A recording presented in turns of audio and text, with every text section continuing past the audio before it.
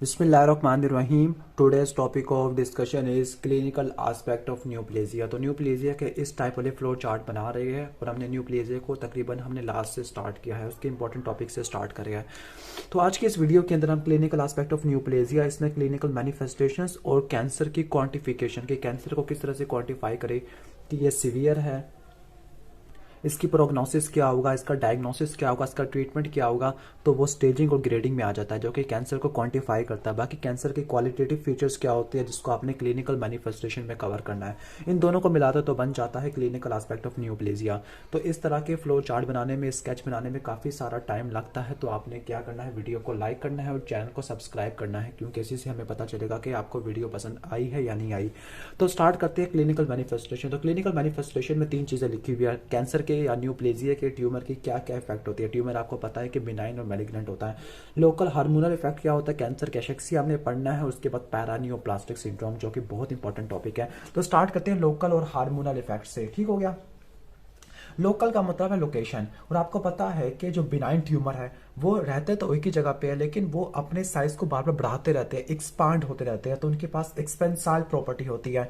Malignant tumour के पास क्या property होती है कि वो मेटास्टेसिस कर सकते हैं। ठीक हो गया। तो लोकेशन ये बहुत ज्यादा इंपॉर्टेंट फैक्टर है। ये डिटरमिन करेगा लोकेशन कि वो ट्यूमर किस टाइप के इफेक्ट प्रोड्यूस करेगा, किस तरह से, चाहे वो बिनाइन है चाहे वो मैलिग्नेंट ट्यूमर है। जैसे जैसे वो अपने साइज को बड़ा करेगा तो वो सराउंडिंग टिश्यू को कंप्रेस करना शुरू कर देगा। सराउंडिंग टिश्यू कोई भी हो सकता है, कोई एंडोक्राइन ऑर्गन तक भी हो सकता है।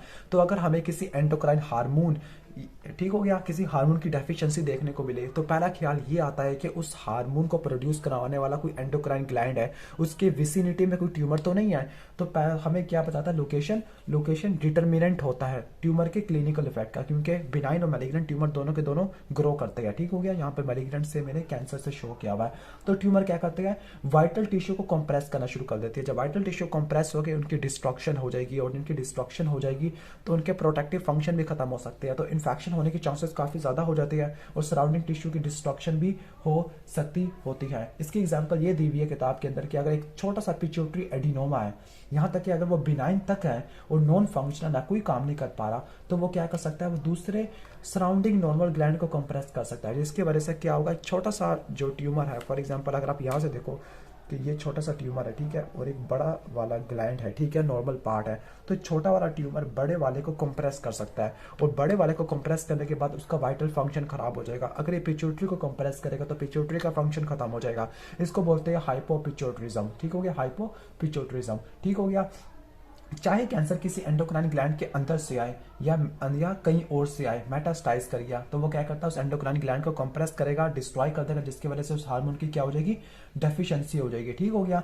और इसके अलावा कैंसर अगर गट के अंदर है, पहले तो एग्जांपल दे दी एंडोक्राइन ट्यूमर की, लोकेशन में पहले एग्जांपल क्या होगी, एंडोक्राइन ग्लैंड की होगी। चाहे एंडोक्राइन ग्लैंड का अपना ट्यूमर था या कहीं और से ट्यूमर आया, मेटास्टाइज कर गया, तो पहले लोकेशन की एग्जाम्पल होगी, क्या होगी, एंडोक्राइन ग्लैंड की, पिट्यूटरी की एग्जांपल दे दी। अगर गट के अंदर कोई ट्यूमर है, कोई न्यूप्लाज्म है, चाहे वो बिनाइन है चाहे मैलिग्नेंट है, तो वहां पर ये क्या क्लिनिकल इफेक्ट प्रोड्यूस करेगा, वहां पर ये ऑब्स्ट्रक्शन करेगा, गट की ऑब्स्ट्रक्शन करेगा। ठीक हो गया। ओके। और आपको पता है कि एब्डोमिनल ऑब्स्ट्रक्शन या इंटेस्टिनल ऑब्स्ट्रक्शन के क्या क्रिटिकल साइन होते हैं, वो आपको पहले से पता है। ठीक हो गया। ओके। और इसके एक एग्जांपल ये भी है कि अगर कोलोन का कैंसर होता है, एडिनोकार्सिनोमा होता है, तो वो कोलोन को कंप्रेस कर देगा। ठीक हो गया, कोलोन को कंप्रेस कर देगा। तो ऑब्स्ट्रक्टिंग इंटरसेप्शन, ठीक हो गया, ये वर्ड किताब ने यूज किया हुआ है, ऑब्स्ट्रक्टिंग इंटू ससेप्शन। ठीक हो गया। और जो सिम्टम प्रोड्यूस करता है कैंसर अपनी पोजीशन की वजह से, ठीक है, वो कभी कभार लाइफ सेविंग भी होते हैं। ठीक हो गया। मिसाल के तौर पर कुछ ऐसे लोग होते हैं जो पेनक्रियाटिक कैंसर से सरवाइव कर जाती है, क्योंकि उनके ट्यूमर ने, पेनक्रियास का ट्यूमर इतनी आसानी से डायग्नोस नहीं होता, लेकिन उनके पेनक्रियास के ट्यूमर ने बाइल को ऑब्स्ट्रक्ट कर दिया था, और जब बाइल को ऑब्स्ट्रक्ट कर दिया था तो जॉन्डिस आना शुरू हो गए थे, जिसकी वजह से कैंसर को डायग्नोस कर लिया था। और कैंसर को जितना जल्दी, जितना अर्ली स्टेज के ऊपर डायग्नोस कर ले, उतना उसका ट्रीटमेंट करना, सर्जिकल रिमूवल बहुत ज्यादा इजी हो जाता है। ठीक हो गया। तो कभी कभार ये बेनिफिशियल भी हो जाती है इनकी पोजीशन, और कभी कभार हार्मफुल तो होते ही होते हैं। ठीक हो गया। तो ये तो लोकेशन का बता दिया। कुछ हार्मोन्स वगैरह होते हैं, अगर कैंसर किसी मैलिग्नेंट या एंडोक्राइन ग्लैंड के अंदर है तो वो हार्मोन प्रोड्यूस करेगा। ठीक हो गया। या किसी नॉन एंडोक्राइन सेल्स होते हैं, फॉर एग्जाम्पल आपको पता है कि बोन ने कभी हार्मोन प्रोड्यूस किया, लेकिन अगर बोन के सेल प्रोड्यूस करना शुरू कर देते हैं ऐसा हार्मोन जो नॉर्मली प्रोड्यूस नहीं करते, तो उसको बोलते हैं पैरानियोप्लास्टिक सिंड्रोम। इसको हमने यहाँ पे कवर करना, पैरानियोप्लास्टिक सिंड्रोम को। ठीक हो गया। पैरानियोप्लास्टिक। तो अगर कि ट्यूमर स्पेसिफिकली जो सिक्रेटरी सेल का है तो वो ग्लैंड को वो अगर वो सिक्रेटरी सेल का ट्यूमर है तो वो ज़्यादा हार्मोन प्रोड्यूस करेगा, तो इनिशियली आपको हाइपर पिट्यूटरिज्म देखने को मिलेगा। लेकिन अगर वही वाला ट्यूमर सराउंडिंग सेल को डिस्ट्रॉय करना शुरू कर दे तो बाद में आपको हाइपो सिक्रेशन देखने को मिलेगी, सिक्रेशन कम देखने को मिलेगी। ठीक हो गया। फॉर एग्जाम्पल कभी कभार ऐसा होता है कि बिनाइन ट्यूमर और मैलिग्नेंट ट्यूमर इन दोनों में फैलना होता है, तो ये करते क्या है, ये क्या करते हैं म्यूकोजल सरफेस को या नेचुरल सरफेस को, जैसे आपको पता है स्किन होती है और बाहर अंदर म्यूकोजा होता है, बाहर स्किन अंदर म्यूकोजा, तो उसको डैमेज कर देती है जिसकी वजह से अल्सरेशन हो सकती है। इसकी बेस्ट एग्जांपल ये है कि अगर रेटिनोकार्सिनोमा होता है गट का तो उस केस में म्यूकोजा डैमेज हो जाएगा तो मिलीना देखने को मिलेगा। मिलीने का क्या मतलब है, ब्लड इन स्टूल। या अगर ब्लेडर का होता है कोई तो ब्लेडर के अंदर आपको हिमाचूरिया देखने को मिलता है। हिमाचूरिया का मतलब होता है ब्लड इन यूरिन। ठीक हो गया। तो पहला हमने क्लिनिकल मैनिफेस्टेशन कवर कर लिया, लोकल एंड हार्मोनल इफेक्ट। अब इसके बाद हम पढ़ लेते हैं कैंसर कैशेक्सिया। कैंसर कैशेक्सिया होता क्या है, कैशेक्सिया का मतलब है हाइपर कैटाबोलिज्म। ठीक है, प्रोटीन की कैटाबोलिज्म बहुत ज्यादा हो जाती है, इसमें मसल का मास काफी ज्यादा कम हो जाता है। उसके साथ साथ फैट वो भी थोड़ा सा कम हो सकता है या नहीं भी कम हो सकता। लेकिन इन दोनों को एक्सप्लेन इस वजह से नहीं किया जा सकता है कि बंदे ने खुराक नहीं ली। नॉर्मली ऐसा होता है कि अगर हम खुराक ना ले तो हमारा मसल का मास और फैट मास काफी कम हो जाता है, लेकिन कैंसर वाले खुराक लेने के बावजूद कैंसर वाले पेशेंट के अंदर हाइपर कैटाबोलिज्म की वजह से मसल का मास और फैट का जो होता है ओवरऑल कम हो जाता है। स्पेसिफिकली ये जीआईटी के कैंसर में, पेनक्रियाटिक कैंसर में और लंग के कैंसर में देखने को मिलता है। इसके साइन सिम्टम क्या होते हैं, वीकनेस देखने को मिलती है, वेट लॉस हो जाता है, फटीग है, मसल की एट्रोफी है, एनीमिया हो सकता है, एडीमा वगैरह भी हो सकता है। इसका मैकेनिज्म ये होता है कि कैंसर सेल की वजह से कुछ साइटोकाइन प्रोड्यूस होते हैं, tumour necrosis factor alpha, interleukin 1, interleukin 6 हो गया। ठीक हो गया। ओके, तो जो कैंसर वाले पेशेंट के अंदर इन्फ्लेमेटरी साइटोकाइन की प्रोडक्शन काफी ज्यादा हो जाती है, और ये इन्फ्लेमेटरी साइटोकाइन क्या करते हैं स्केलेटल मसल के ऊपर, ये इन्फ्लेमेटरी साइटोकाइन क्या करते हैं, ये स्केलेटल मसल की प्रोटीन की कैटाबॉलिज्म को तोड़ देती है। स्पेसिफिकली एक ऑर्गेनेल को एक्टिवेट करती है जिसको बोलते हैं प्रोटियोसोम। ये प्रोटियोसोम क्या करती है, यूबिक्विटिन प्रोटियोसोम सिस्टम से स्केलेटल मसल की प्रोटीन को तोड़ना शुरू कर देती है। स्पेसिफिकली जो मायोसिन होती है, जब मायोसिन टूट जाएगी तो स्केलेटल मसल में एनर्जी नहीं होगी, उस बंदे को भूख वगैरह भी लगना, एनोरेक्सिया होगा, एनीमिया वगैरह देखने को मिलेगा। ठीक हो गया। ये सब चीजें देखने को मिलती होती है। और ये वाला ना सिर्फ कैंसर बल्कि इसके अलावा कोई क्रॉनिक डिससेमिनेटेड इन्फेक्शन वाले केस में या एड्स वाले पेशेंट में भी हो सकता होता है, क्योंकि इस केस में भी इन्फ्लेमेटरी साइटोकाइन आपको देखने को मिलते होते हैं। ठीक हो गया। तो ये तो थ्योरी समझा दी मसल की कैटाबॉलिज्म या मसल के मास कम होने की वजह से। अब फैट का मास क्यों कम होता है, कि इसकी वजह ये है कि एक प्रोटीन प्रोड्यूस होती है। ठीक हो गया, जिसका नाम है lipid mobilising factor. Lipid mobilising factor जो क्या करती है, जो एडिपोसाइट को सेंस करवा देती है लिपोलिटिक स्टिमुलस के लिए। यानी एक थोड़ा सा लिपोलिटिक स्टिमुलस होगा, लेकिन एडिपोसाइट थोड़े से स्टिमुलस के अगेंस्ट ज्यादा एडिपोस टिश्यू को तोड़ देगा, ज्यादा टैग को तोड़ देगा। तो जो प्रोटीन ये करवाती है उसका नाम है लिपिड मोबिलाइजिंग फैक्टर, जो कैंसर वाले पेशेंट्स के अंदर देखी गई है। ठीक हो गया। तो एक कैंसर कैशेक्सिया कि आपको रीजन मैंने बता दिया है। फैट का क्या होगा, लिपिड मोबिलाइजिंग फैक्टर की वजह से मसल प्रोटीन की कैटाबॉलिज्म किस वजह से होती है, tumour necrosis factor alpha, interleukin 1, interleukin 6 की वजह से। अब नेक्स्ट चलते हैं पैरानियोप्लास्टिक सिंड्रोम। ये पैरानियोप्लास्टिक सिंड्रोम को समझने वाले, अब पैरानियोप्लास्टिक सिंड्रोम में दो बातें की हैं। बाज़ औक़ात कुछ ट्यूमर उस जगह पे होते हैं जो नॉर्मली वहां पर नहीं होते। मिसाल के तौर पर ऐसा होता है कि बोन के अंदर मसल वाला ट्यूमर होता है, मसल के अंदर बोन का ट्यूमर होता है। तो यहाँ पे बुक में डेफिनेशन लिखी हुई है कि some cancer bearing individual develop sign and symptom. ऐसे साइन सिम्टम आ जाते हैं जो एक्सप्लेन नहीं होते इनकी एनाटॉमिकल ऑर्गेनाइजेशन की वजह से या एनाटॉमिकल डिस्ट्रीब्यूशन की वजह से। वही वाली बात बता दी कि बोन के अंदर कोई हेमाटोलॉजिकल ट्यूमर आ गया, ठीक हो गया, तो इसको एक्सप्लेन नहीं किया जा सकता। ठीक हो गया। या कभी कभार ऐसा होता है कि नॉन एंडोक्राइन सेल्स होते हैं, वो हार्मोन प्रोड्यूस करना शुरू कर देते हैं, हालांकि वो हार्मोन प्रोड्यूस नहीं करते। आपको पता है कि पेनक्रियाज ने इंसुलिन ग्लूकागोन प्रोड्यूस करना है, लेकिन कभी पेनक्रियाज पीटीएच प्रोड्यूस नहीं करता। ठीक हो गया। या बोन कभी पीटीएच प्रोड्यूस नहीं करती। ओके, तो एंडोक्राइन यहाँ पे लिखा हुआ मैंने वर्ड एक्टोपिक एंडोक्राइन न्यूप्लेजिया, ये भी देखने को मिल सकता है। तो आपको पहली बार ट्यूमर किसी ऐसी जगह पे होगा नॉर्मली वहां पर नहीं होता, इसकी लोकेशन खराब होगी, इसका फंक्शन खराब होगा। ठीक हो गया। ओके, अब इसके कहते हैं कि पैरानियोप्लास्टिक सिंड्रोम ये इंपॉर्टेंट होता है। इसकी वजह क्या है, इसके 3 इंपॉर्टेंट रीजन है। ठीक हो गया। सबसे पहले कि ये किसी ऐसा न्यूप्लाज्म जो ओकल्ट पोजीशन के ऊपर, ओकल्ट का मतलब होता है जो किसी पुरसरात जगह पे मिस्टीरियस प्लेस के ऊपर कोई ट्यूमर आ गया है, तो वो उसकी इंडिकेशन देता है, वो इसका इफेक्ट इनको इंडिकेट करता है कि कोई खराब चीज प्रोड्यूस हो रही है। ठीक हो गया। दूसरा ये बताता है कि क्लिनिकल प्रॉब्लम प्रोड्यूस करता है, यहाँ तक कि पेशेंट की लाइफ को भी खत्म कर सकता होता है, डेथ वगैरह करवा सकता होता है।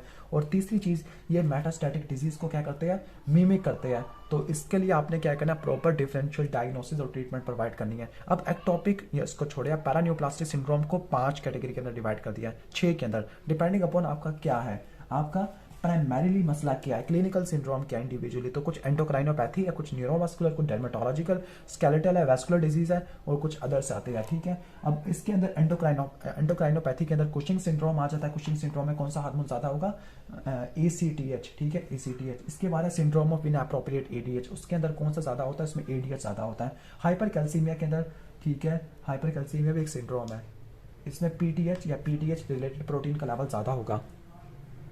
तो एंडोक्राइनोपैथी के अंदर मैंने क्या क्या बताया, कुशिंग सिंड्रोम है, सिंड्रोम ऑफ इनएप्रोप्रिएट ADH है, हाइपर कैल्सीमिया है, इसके अलावा पॉलीसाइथीमिया और ऑस्टियोमलेशिया। ऑस्टियोमलेशिया में फाइब्रोब्लास्ट ग्रोथ फैक्टर 23 प्रोड्यूस होना शुरू हो जाता है, जबकि हाई पॉलीसाइथीमिया के अंदर एरिथ्रोपोइटिन है, ठीक हो गया।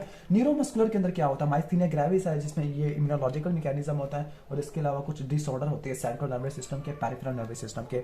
डर्मेटोलॉजिकल डिसऑर्डर के अंदर आपको एक्यांथोसिस निग्रिकेंस वगैरह देखने को मिलता है, और इसके अलावा डर्मेटोमायोसाइटिस होता है, ठीक हो गया। स्केलेटल के अंदर क्या होती है, स्केलेटल के अंदर हाइपर ऑस्टियोआर्थ्रोपैथी, जो आप वार्ड्स में वगैरह चेक करते हो, जो ये वाला ये साइन बनाते हो, ये क्या है, क्लबिंग वगैरह साइन। और मेरी चेक कर सकते हो, मेरी कोई क्लबिंग नहीं है वैसे, तो यहाँ से कर रहा हूँ, ओके। तो आपको एक स्पेसिफिक स्पेस नजर आती है जिसको शैमरोथ स्पेस बोलते हैं, ठीक है। तो ऑस्टियोआर्थ्रोपैथी ये क्या आती है, क्लबिंग वगैरह में आ जाती है। वेस्कुलर डिजीज के अंदर आपने क्या पढ़ना है, वेनस थ्रोम्बोसिस है, जिसको ट्रोसियो फिनोमिना बोलते हैं, डिससेमिनेटेड इंट्रावेस्कुलर कोआगुलेशन है। अब ये होता क्या है कि ट्यूमर ऐसी चीजें प्रोड्यूस करते हैं जो कोआगुलेशन को बढ़ा देती है। इसके अलावा रेड सेल एप्लेजिया है, जबकि अदर्स के अंदर नेफ्रोटिक सिंड्रोम होता है। इसमें ट्यूमर के एंटीजेंस होते हैं, उसके अगेंस्ट इम्यून सिस्टम अटैक करना शुरू कर देता है, या कभी कभार कुछ इम्यून कॉम्प्लेक्स आती है। तो ये सारा मैंने आपको इंडिविजुअल एग्जाम्पल दे दी है, ठीक हो गया, ओके। तो ये आ जाते हैं पैरान्यूप्लास्टिक सिंड्रोम के अंदर, ठीक हो गया। अब इसके बाद नेक्स्ट है ग्रेडिंग और स्टेजिंग ऑफ ट्यूमर। ग्रेडिंग और स्टेजिंग ऑफ ट्यूमर ये किस चीज के लिए यूज की जाती है, ये ट्यूमर को क्वांटिफाई करने के लिए कि ट्यूमर का साइज कितना है, आगे इस बंदे की लाइफ कितनी रहती है, क्या ये ट्यूमर ठीक हो सकता है, इसका प्रोग्नोसिस क्या है, इसका डायग्नोसिस क्या है, इसका ट्रीटमेंट क्या है, ठीक है। तो इन सब चीजों को क्वांटिफाई करने के लिए स्टेजिंग और ग्रेडिंग परफॉर्म की जाती है। ग्रेडिंग का मतलब क्या होता है, ग्रेडिंग हम किससे कैसे डिटरमिन करते हैं, साइटोलॉजिकल अपीयरेंस से। साइटोलॉजिकल अपीयरेंस से हमने ट्यूमर का स्पेसिमेन लिया, कल्चर लिया, और इसको इलेक्ट्रॉन माइक्रोस्कोप पे, लाइट माइक्रोस्कोप के ऊपर देखना शुरू कर दे, तो एक ग्रेडिंग होती है, ठीक है। साइटोलॉजिकल अपीयरेंस से डिटरमिन करते हैं। जबकि स्टेजिंग को किस तरह से डिटरमिन करती है, सर्जिकल एक्सप्लोरेशन से, इमेजिंग से, जैसे रेडियोग्राफ यूज कर लिया, सिटी स्कैन यूज कर लिया। तो स्टेजिंग को आप देखते हो सर्जिकल एक्सप्लोरेशन से, इमेजिंग से, जबकि ग्रेडिंग को देखते हो आप साइटोलॉजिकल अपीयरेंस से। अब ग्रेडिंग किन किन फैक्टर्स के ऊपर डिपेंडेंट होती है, ग्रेडिंग डिपेंडेंट होती है डिफरेंशिएशन के ऊपर, आर्किटेक्चर के ऊपर, और नंबर ऑफ माइटोसिस के ऊपर। यानी जिसकी डिफरेंशिएशन अच्छी होगी, जिसका आर्किटेक्चर पेरेंट सेल से रिजेंबल करता होगा, माइटोसिस नॉर्मल होगी, वो सारा क्या होगा, वो क्या होगा, वो बिनाइन ट्यूमर होगा, ठीक हो गया, बिनाइन होगा, ठीक है। और इसी तरह जो स्टेजिंग होती है, स्टेजिंग में आपको कुछ फैक्टर्स देखने को मिलती है। स्टेजिंग किसके ऊपर डिपेंडेंट होती है, साइज के ऊपर, सेपरेट के ऊपर, separate to the lymph node, और तीसरा होता है मेटास्टेसिस, ठीक हो गया। और यहाँ पे TNM सिस्टम होता है, जबकि यहाँ पे G वाला सिस्टम। GX का मतलब कोई ग्रेडिंग नहीं है। G1 का मतलब क्या होता है, G1 G2 G3, ठीक हो गया। इसका मतलब क्या है, 1 और 2 का मतलब है लो ग्रेडिंग, ठीक है, लो ग्रेडिंग, ओके, ठीक है। यानी वो कैंसर क्या है, पहले क्या, 1 2 का मतलब क्या है कि ये वेल डिफरेंशिएटेड है, ठीक है, वेल डिफरेंशिएटेड, या कोई चीज हार्मोन प्रोड्यूस करता है, कोई ना कोई सिक्रेशन करता है, तो ये वेल डिफरेंशिएटेड है, जो कि बिनाइन ट्यूमर की प्रॉपर्टी होती है, ठीक हो गया। आगे चलते हैं, जो स्टेजिंग होती है, स्टेजिंग में TNM सिस्टम होता है। टी क्या होता है, टी क्या होता है, टी किसको शो करने के लिए काम होता है, प्राइमरी ट्यूमर को शो करने के लिए, ठीक है। जो N वाला सिस्टम है, ये रीजनल लिम्फ नोड की इन्वॉल्वमेंट के, कितने लिम्फ नोड इन्वॉल्व हो रहे हैं, और M क्या है, मेटास्टेसिस, ठीक हो गया। जो T की वैल्यू है, ये 1 से लेकर 4 है, ठीक है, यानी 4 एक्सट्रीम की तरफ चला जाएगा। N वाला 1 से लेकर 3 है, और मेटास्टेसिस अगर नहीं हुई, 0 है, तो उसका मतलब बिनाइन ट्यूमर है, अगर 1 है तो उसका मतलब हुई है, और 2 का मतलब कुछ ज्यादा सीवियर हो गई है। मेटास्टेसिस के 3 पाथवे होते हैं, हेमाटोजीनस, लिम्फोजीनस और seeding to the body cavity, ठीक हो गया। तो यहाँ तक हमने पूरा फ्लो चार्ट बना लिया, ठीक है, ये वाला सब कुछ, ओके। और थोड़ा सा मैंने पैरान्यूप्लास्टिक सिंड्रोम के ऊपर थोड़ा सा कम टाइम लगाया है, क्योंकि इसकी वजह यह है कि आपको सिर्फ बेसिक ओवरव्यू आना चाहिए। और रॉबिन के अंदर ये वाला टेबल इंपॉर्टेंट है। इस टेबल के अंदर मैंने कुछ चीज़ें नोट की हुई है कि जैसे कुछ ऐसे कंडीशंस हैं, जैसे मैंने यहाँ पे लिखा हुआ थाइमिक न्यूप्लाज्म है, किस किस के अंदर आ रहा है, thymic neoplasm myasthenia gravis cause करवा सकता है, थाइमिक न्यूप्लाज्म क्लबिंग करवा सकता है, थाइमिक न्यूप्लाज्म क्या करवा सकता है, रेड सेल एप्लेजिया करवा सकता है, जिसका निमोनिक है ग्लू, ठीक है, ग्रेविस, ठीक है, माइस्थीनिया ग्रेविस आपने याद रखना है, ठीक है, ऑस्टियोआर्थ्रोपैथी मैंने लिखा हुआ है, ठीक है, और red cell aplasia, okay, okay, तो ये वाला आपने याद रख लेना है। और इसके साथ मैंने ये भी लिखा है कि हाइपर कैल्सीमिया कौन करवाता है, तो उसका निमोनिक है ब्राल, होरल ब्राल, एक गेम का नाम है ब्राल। तो बी से ब्रेस्ट, आर से रीनल, ए से अडल्ट है, ठीक है, और S A squamous cell carcinoma of lung, ठीक है, लंग्स का होता है। जबकि कुशिंग सिंड्रोम एक लंग्स का कार्सिनोमा हो सकता है, पेनक्रियाटिक कार्सिनोमा हो सकता है, न्यूरल ट्यूमर हो सकता है। तकरीबन लंग्स का कैंसर तो सब में ही आ जाएगा, तो आपने लंग्स के कैंसर सब में इंक्लूड कर देना है। जैसे यहाँ पे ब्रोंकोजेनिक कार्सिनोमा, ये भी क्लबिंग वगैरह करवा सकता है। बाकी क्लबिंग के कॉजेज तो आपने देख लिए थे अपनी बेड साइड वाली किताब से। तो यहाँ तक तो हमने कवर कर लिया क्लिनिकल एस्पेक्ट ऑफ नियोप्लेजिया। और अगर आपको ये वीडियो अच्छी लगी हो तो उसको लाइक करना है, और अगर आप चाहते हो कि इस टाइप की वीडियो बनाओ तो फिर भी आपने कमेंट सेक्शन में बताना है, ठीक हो गया। और अगर आप नहीं चाहते इस टाइप की वीडियो बनाना और रिवीजन वीडियोस चाहते हो तो फिर भी आपने कमेंट सेक्शन में बता देना है, क्योंकि इस वीडियो को बनाने में काफ़ी टाइम लगता है और लिखने में भी काफ़ी टाइम लगता है, मेहनत लगती है। तो आपने लाइक करके बताना है और चैनल को सब्सक्राइब करके ही जाना है। Thanks for watching this video. अल्लाह हाफिज़।